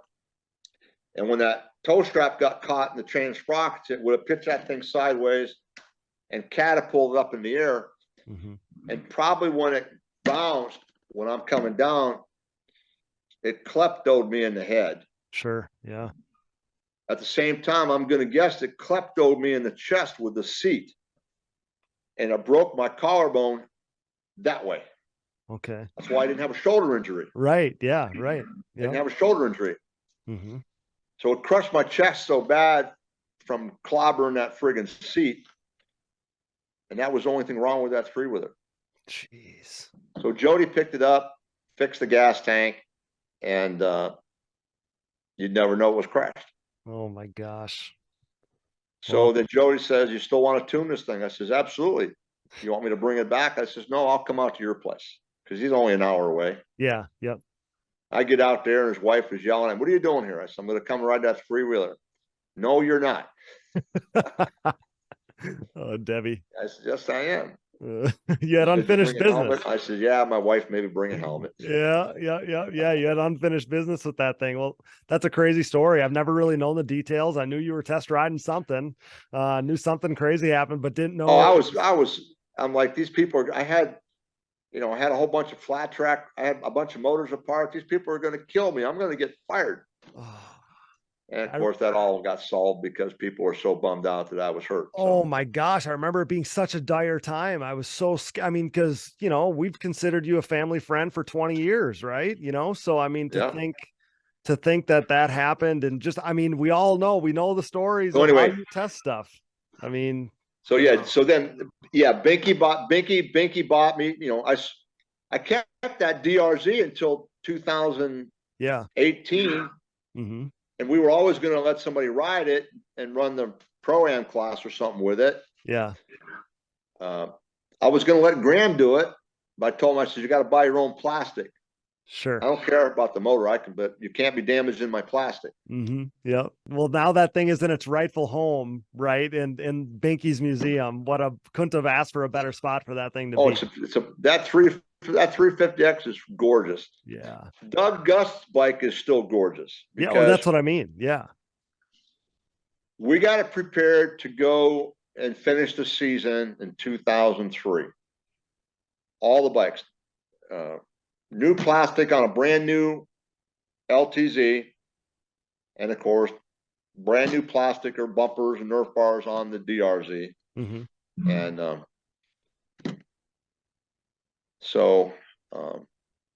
thing's perfect. That thing's perfect. Yeah. Well, that's amazing. Well, I'm just so grateful that you're able to be here and spend this time with me and do all this stuff. I can't thank you enough for your time. I mean, this has been so much fun. This has been as much fun as I've had in a long time here on the show. You need to shave, Cody. You're getting too much of a beard.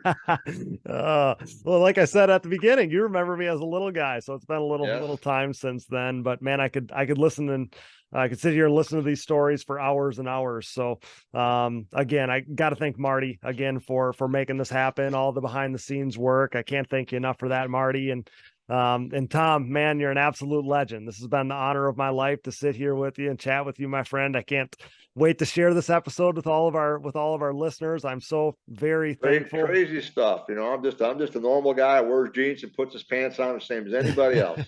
Everybody wants to hear what you have to say, Tom. So I'm excited to share that with everybody. And again, I'm so thankful for you and your time, buddy. Well, You're the man. I still have a hard line. I'm still on a phone book. You call information, you can find me. Yeah.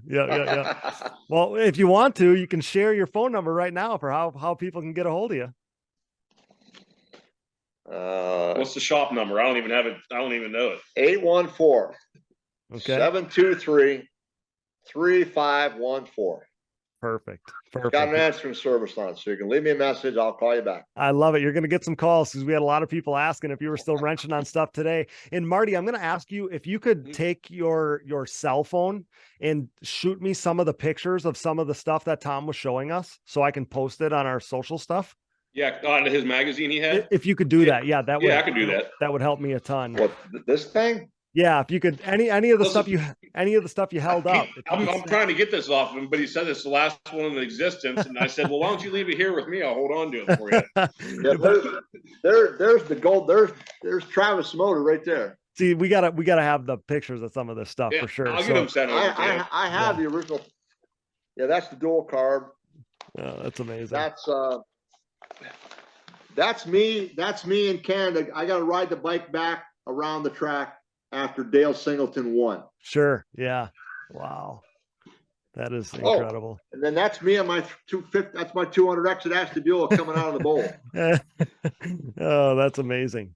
That's amazing. That's history right there. That would be Travis. Okay. Yeah. This is the ATV Insider magazine. I remember those like it was yesterday. Those are the best. Yeah. Like I said, if you can shoot me some of those pictures, because then they'll be nice and clear for us to post. That'd be great. Yeah, no problem. Awesome. Well, let's Tom again and Marty, thanks so much for your time. Let's plan to do this again sometime. This can't be the last time. I'd shake your hand if you were right there. There you go. Yeah, there you go. Well, I know there were some of those DRZ haters out there on the post, and I challenge them. If there's a pro this year at Pine Lake that wants to ride it, and we'll put them on it, and you can't tell me that thing won't keep up with any of these new quads, because it will. Hey, you said that earlier, and I thought to myself, somebody's going to reach out. So I hope somebody challenges it and wants to ride it. You know, these guys, a lot of these corners on these tracks are 180 degrees, slow things, you know, and they're dusty and ruddy. Yeah. They're not going to be at 11,000 RPM anywhere. Right. Yeah, you're exactly right. And that torque monster behind you is ready to rip. Yep. Oh yeah, absolutely. So that's awesome. Well, thanks so much, guys. Tom, you're the best. And like I said, let's do this. Let's plan on doing this again sometime soon. Maybe around Ashtabula when somebody else wants to ride that thing. Tom comes to Pine Lake. That's about all we get him to. So I mean, you should come down. I'm gonna have to make a trip. Yeah, I'm gonna have to make a trip. All right, Cody. Awesome, guys. Say hello to your dad. I will. Thanks so much, guys. That's legendary engine builder and engine builder of the stars, TC Racing Engines, Tom Carlson, right here on the Digging Deep ATVMX podcast, brought to you by CST Tires. CST Tires, Pulse MXR tires, and more are available at shop.csttires.com today. Thanks so much, Tom. Marty, thanks so much, guys. Yep. We'll see you soon. Have a good one. Thanks, guys. Yep. Yeah. Man, I don't know about you, but I wasn't ready for Tom to be done. Tom actually called me the day after this conversation, and we chatted for another hour and a half, and the stories were flowing once again. I told him to save them for the podcast, so my hope is in the wake of this amazing episode, he jots down a couple notes in a little notebook that he's got there, and we can do this all again in the near future. Give me all the Tom Carlson I can get. Major thanks to tonight's guest, Mr. Tom Carlson, the legend himself from TC Racing Engines. Thanks to producer Dallas Jansen, my brother, for all his hard work. Thanks to Brooke and AMA official Harv Whipple. Thanks to all of our donors. You know who you are. We appreciate you so much. And thanks to all of our partners, CST Tires. Go to shop.csttires.com today. Yamaha, thanks to Blue Crew. Thanks to SSI Decals, DID Racing Chain, Namura Technologies, Bronco ATV and UTV Components, Launderville Steel Enterprises and Concrete Supply, the financial advice of the Haymauer Financial Group, DP Brakes, Factory 43, Binky's Forever ATC Museum, a special shout out to Impact Solutions and Manscaped. Get 20% off and free shipping with code DIGGINGDEEP20 at manscaped.com. Support all the brands that support our show, and don't forget to use those codes to save. You can find it all on our website, and be sure to click that Rocky Mountain ATVMC banner for all your gear and parts needs and to help us out. And most of all, thanks to you guys for listening. Signups for ATV Fantasy are open, so head over to atvfantasy.com today. And also, you can check out our fresh batch of merch just launched at shop.diggingdeepatvmx.com. If you're looking for another easy way to help support us, visit our website and click the Patreon or Buy Me a Coffee buttons. This allows you to set up a one-time or monthly contribution to support our efforts. As always, you can give us a call using our voicemail line, 920-569-3519. That number is 920-569-3519. Follow the show on social media, Digging Deep ATVMX Podcast, and myself, Cody Jansen, for additional content, coverage, and more fun stuff as the season rapidly approaches. You can find us on Apple Podcasts, Google Podcasts, Amazon Podcasts, Spotify, Stitcher, and more. Wherever you find podcasts, you'll find the Digging Deep ATVMX Podcast. All episodes, additional podcast providers, sponsor links, and discount codes, show merchandise, fantasy info, and more can all be found on our website, diggingdeepatvmx.com, so check that out today. Be a friend, tell a friend, please download, subscribe, rate, review, and share. And with that, for Tom Carlson, Brooke Jansen, Dallas Jansen, and I'm your host, Cody Jansen. Thanks for listening to and making us the most listened to podcast in ATV racing, with over 199,000 downloads last month in 101 total countries. Until next time, thanks for joining us in Digging Deep with the Stars of ATV Motocross. See you next week as 5-time Euro champ Kevin Saar and his new team owner Brett Musig of the Musig Racing and Repair Team join the Digging Deep ATVMX podcast.